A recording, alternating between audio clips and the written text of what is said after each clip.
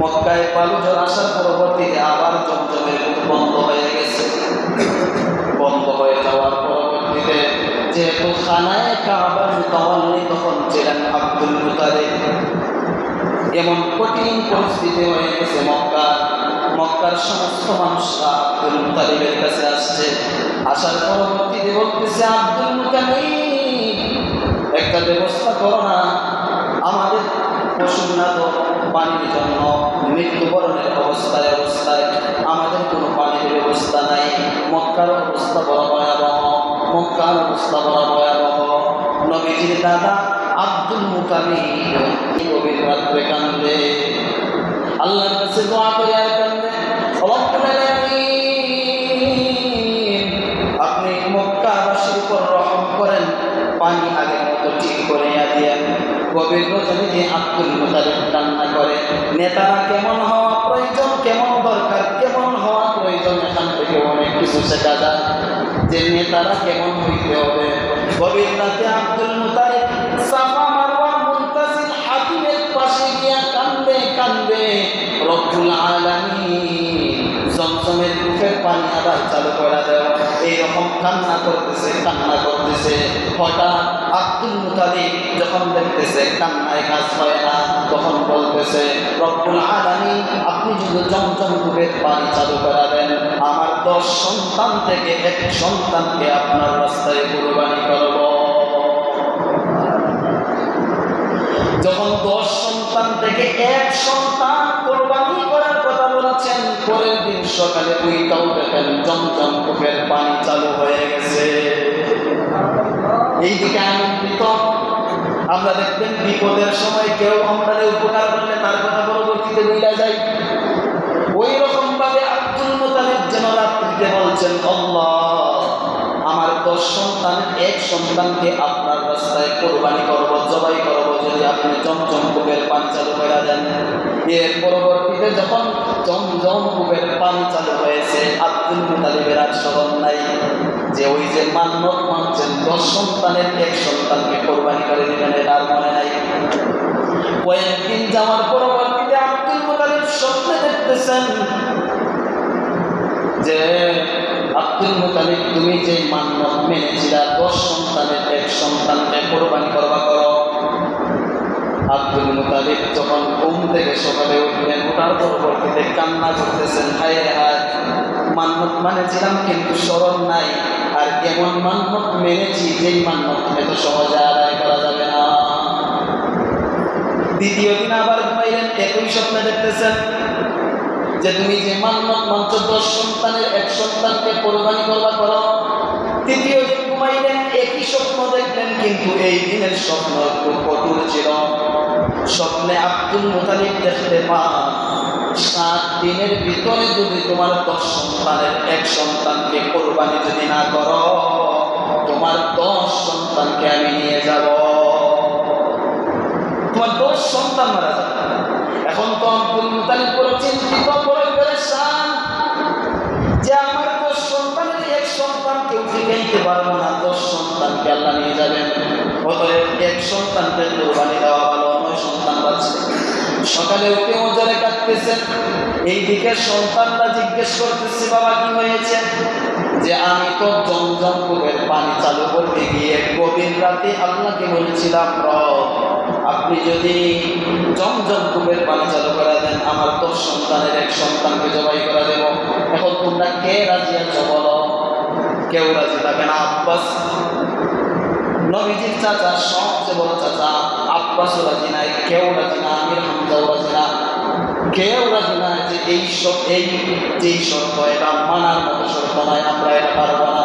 আপনি এত কঠিন মান্যত কেন মেনেছেন? এই মান্যত আমাদের দ্বারা পূরণ করা সম্ভব না। একে একে কান্না করার পরবর্তীতে 9 সন্তান চলে গেলেন। এইদিকে নবীজির পিতা আব্দুল্লাহ ওনার বাবার কান্না দেখতেছেন, কান্না করতেছেন। জিজ্ঞেস করেন, বাবা আমার 9 ভাই যদি রাজি না হয়, আমি আল্লাহর হুকুমে রাজি হয়ে গেলাম, আপনি টেনশন করবেন না। আপনি যেই মান্যত মেনেছেন আমার মাধ্যমে এইদিকে মক্কার সমস্ত আলিমদেরকে ডাক দিলেন। সমস্ত আলিমকে ডাকার পরবর্তীতে বললেন যে আমি তো এইরকম স্বপ্ন করে দেখেছি, এখন কি করার? বলে তোমার 10 সন্তানের মধ্যে এক সন্তানকে জবাই করো, কোরবানি করো আল্লাহর রাস্তায়, তাইলে তুমি বাঁচতে পারবে না। এখন তো কোনো সন্তানও মানে না, 9 সন্তান চলে গেছে, আব্দুল্লাহ মানছে। এইদিকে আব্দুল মুতালিব একটু খুশি, কিন্তু খুশির তুলনায় বেশি কান্না করে, আমার এত আদরের সন্তান সবচেয়ে বড় ছোট সন্তানকে কেমনে কোরবান করব? কিছু আনন্দিত স্বাভাবিকভাবে হয়েছে, কিন্তু আনন্দের তুলনায় বেশি কষ্ট। 9টা সন্তান মানে নাই, এই ছোট্ট সন্তানকে কেমনে কোরবানি করব? তার পরবর্তীতে যেহেতু 10টা সন্তান চলে যাবে, আবার স্বপ্নে এতটুকু দেখা হয়েছে যে জমজমের কূপও বন্ধ হয়ে যাবে, জমজমের কূপও বন্ধ হয়ে যাবে। এদিকে বড় বড় টেনশন। এর পরবর্তীতে তারিখ করলেন যে ওই তারিখে আমার সন্তানকে আমি জবাই করব, কোরবানি দিব। এইদিকে নওফেলের মেয়ে মরিয়মের কাঁধে আওয়াজ চলে গেছে, এ মরিয়ম, তুমি তার জন্য যার বাড়িতে যাও, খানা পিনা সব কিছু নিয়ে যাও, যাকে তুমি এত দেখাশোনা, যাকে এত মহব্বত ভালোবাসো, তোমার এই প্রাণের প্রিয় মানুষটাকে তো জবাই করে দিব। আব্দুল মুতালিব ওই তারিখে মোতালাক, ওই তারিখে জবাই করে দিব। মরিয়ম সবাইকে একত্রিত করে নিয়ে আসছে।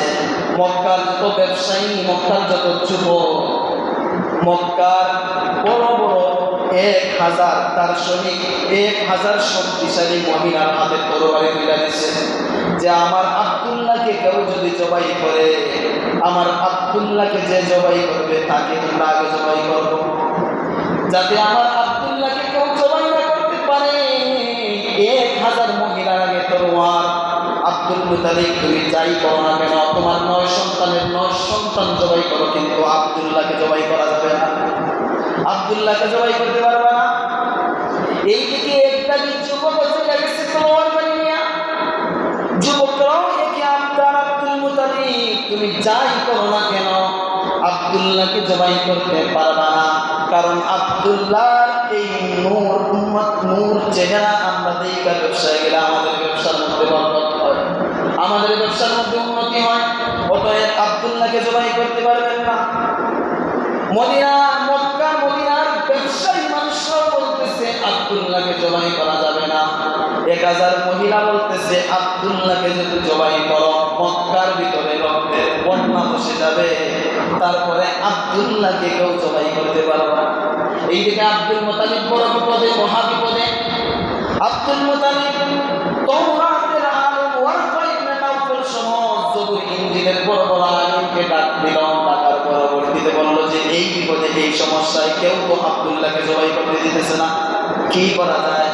তখন ওই আলিমরা তাদেরকে পরামর্শ দিল যে তুমি এক কাজ করো। মরিয়ম বলতেছে এক কাজ করো, একদিকে উট রাখো আর একদিকে আব্দুল্লাহর নাম রাখো, তোমরা লটারি দাও। তখন লটারি দেওয়া চাইছিল, সংক্ষেপে বলি 99টা লটারি দেওয়া হয়েছে, প্রত্যেকটা লটারির নাম আব্দুল্লাহর নাম উঠেছে।